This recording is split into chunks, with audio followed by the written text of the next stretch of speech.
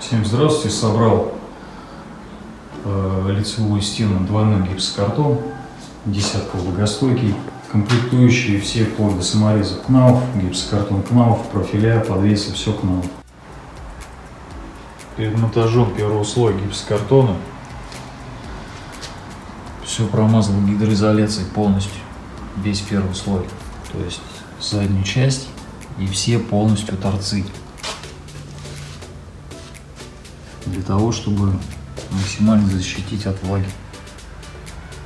Все кусочки, все целостности, все промазал.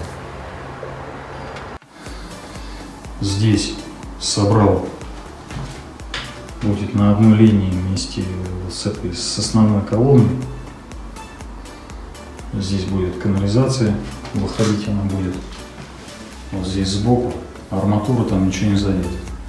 То есть силовые конструкции не повреждены. Вот одна розетка будет, двойная розетка будет вот здесь, одинарная розетка будет здесь под стировку. Выводы здесь все отфрезеровал, предварительно все обработано гидроизоляцией. Все торцы первого слоя, второй слой, все обработаны гидроизоляцией полностью. Вот эти вот торцевые торцы еще буду, вернее торцевые части, буду еще примерно под 45 градусов вот так вырезать ножом. Их тоже обрабатываю дополнительной гидроизоляцией.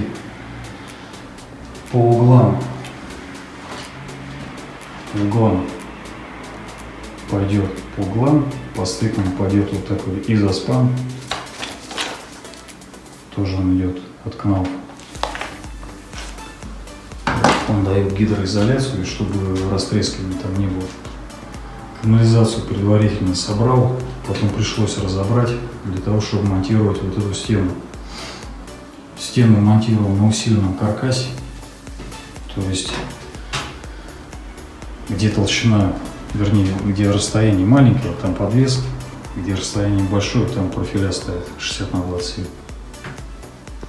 По поводу инсталляции. Инсталляция вот такой фирмы. Комплектация у нее, конечно, странная. Шпилек верхних вообще нету. Дается только нижние, назовем 2 костыля. И все. Потом идет сливная труба вот такой странной формы. Я сейчас просто от нее отрезал. Здесь идет 110, здесь идет 90, а потом шел вот так поворот. Для того, чтобы ее туда монтировать, в основную канализацию, пришлось заказывать переходную манжету со 110 на 90. Она идет пластиковая. Не резиновая, а именно пластиковая. Сейчас вот все жестко здесь стоит. Инсталляцию снизу на родные костыли не крепил, потому что здесь проходят трубы. Сделал как вот этот профиль, он к полу приклеен, потом в районе маяков здесь еще прикручены саморезы, потом инсталляцию закрепил к стене с этой стороны, канализация тоже здесь вот тоже распер, вот, растут, чтобы он никуда не шевелился. И прикрутил еще подвес, чтобы у нее еще кверху движения никакого не было. Бачок, когда-то он шел, из магазина, грубо говоря, бачок, вот эта часть, у него не в плоскости была. Сейчас вот она в плоскости, была нет. То есть балчок торчал за каркас. Что сделал? Здесь вот сзади есть крепления вот такие, вот они. Откручиваете болтик и сюда подставляете проставочку. И бачок, получается, у вас чуть-чуть тонет к стене. И в конце получается нормально. После технической части вот это все декоративки я поснимал, вот, которые шли в комплекте, я их все поснимал. Вот этот кран шланг снимается, откручивается кран. Кран вынимаешь туда наверх. Вот здесь стоит муфта комбинированная угловая. Ее накручивать спокойно на кран и впаивать в систему водоснабжения.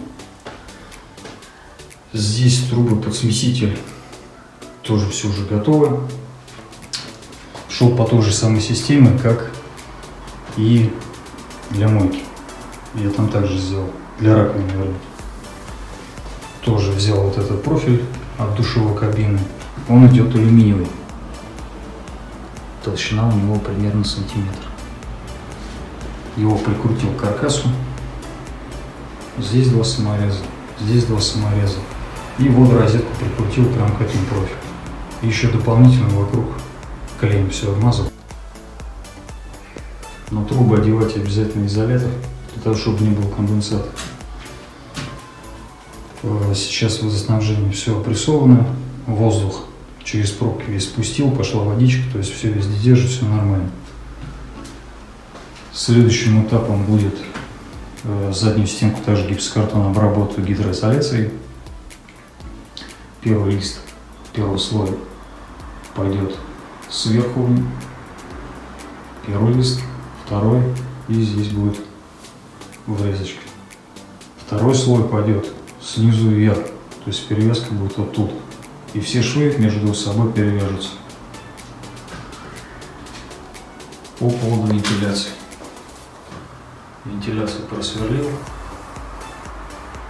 Все нормально.